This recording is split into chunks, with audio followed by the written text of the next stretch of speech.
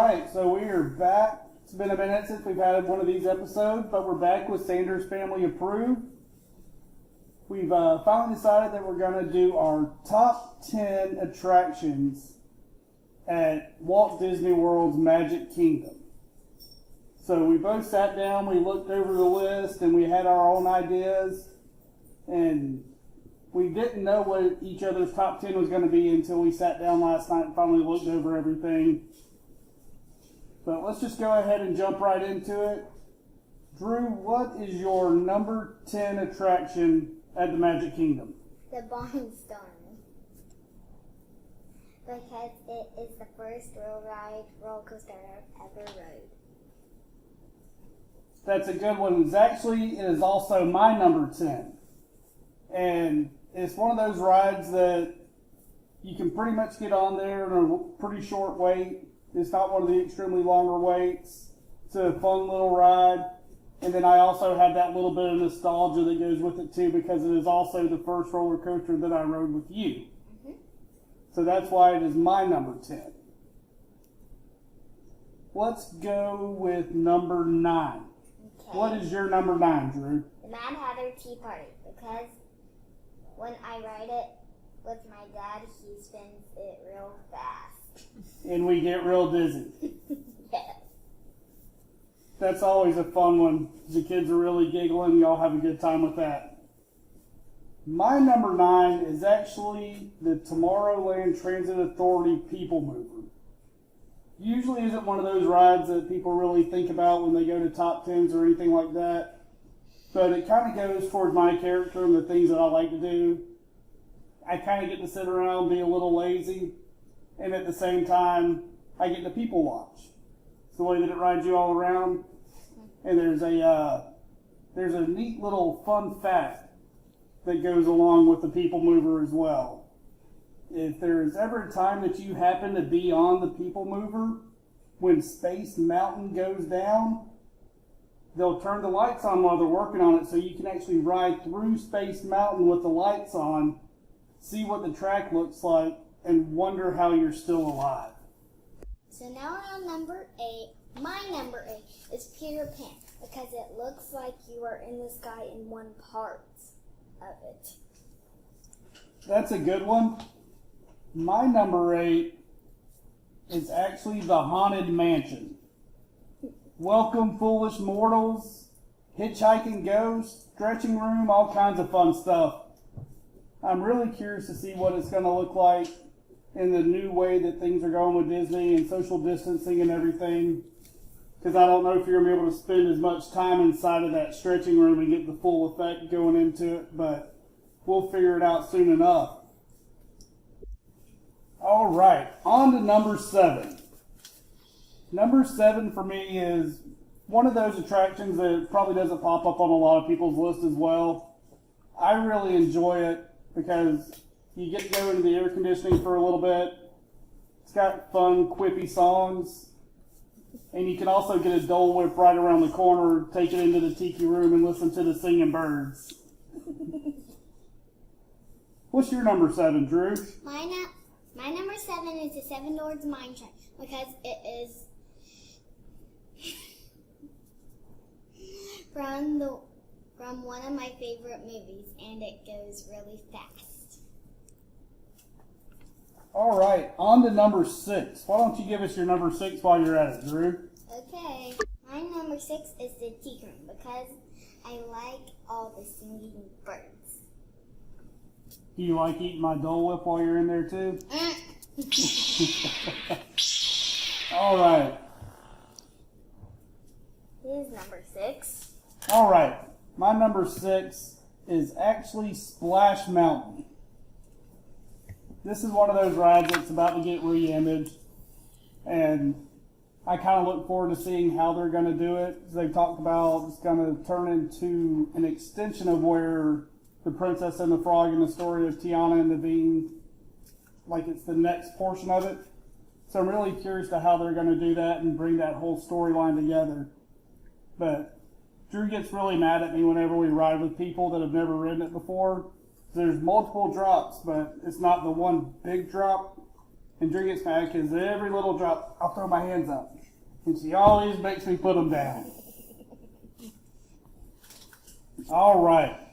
On to number 5. Number 5, Drew. My number 5 is the Pirates of the Caribbean because it is a boat ride and it's funny at the end when the dog has the key and the prisoners are trying to get them. It's funny that you say that because I was watching someone do their live podcast a few weeks ago, and I said something about that, and then they actually said my name on their podcast and continued to talk about how iconic that moment was, not just from the movie but from the attraction itself. But for my number 5, this is one of those that whenever I'm in the park, I have to see this at least once, if not 2 or 3 times. It's an oldie but a goodie. These bears have been doing it better than anyone else for years and years and years. Funny songs, just really energetic, and not to mention more AC. But it's the Country Bear Jamboree. Funny you say that because that's my number 4 because they sing some songs. All right. Sounds like I've raised you right then, sneaking those bears into the top 5. For my number 4 is another one of those classic rides at Disney. Everyone always wants to get on it. Wait times are usually a little bit longer, but if you can snag a fast pass for it, if fast passes come back and crowds go back up. But for me, number 4 is Space Mountain. It's just one of those really neat rides because you're in the pitch black dark the whole time. You have no clue what's going on. You just hear a whole bunch of noise and commotion and everything going on. But back in March, before all the craziness went down, we actually went to Magic Kingdom for a Villains After Hours event, just Candy and myself. But they had piped in all this new music and sounds and everything, and it was a whole bunch of different laughs from all the different Disney villains. So it was really a neat experience.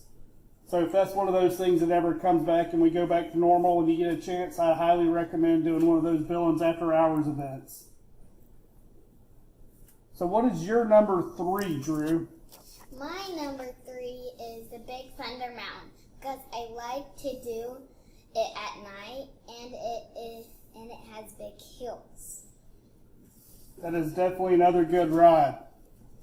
All right, well my number 3 is actually Enchanted Tales with Belle. This is one of those attractions that's neat because you actually get to be a part of the show. Pretty much every time we've ever done it, Drew's gotten a part. Most of the times I get to be one of the suits of armor that stands against the wall and has to march in place as if you don't get enough steps in at Disney already. But the thing about this attraction, besides the fact that it's 20 to 30 minutes in the AC, you're going to start noticing a theme with some of my stuff. I like the AC. But just the Imagineering and the way that the special effects and everything, if you've never done this, I highly recommend it. They got this really neat mirror on the wall in the pre-show. And then the way that it just transforms and opens up and then you actually walk in, it's a really neat experience. So I guess that's going to bring us to number 2. What's your number 2? My number 2 is Splash Mountain because my favorite part is the big hill. Splash Mountain. That's always a fun one. Seems like we always wind up there at the end of the night. My number 2, yo ho, a pirate's life for me. Pirates of the Caribbean. This is just one of those iconic rides that's been around Disney for years and years and years. There's been some changes that have been made to it over the years.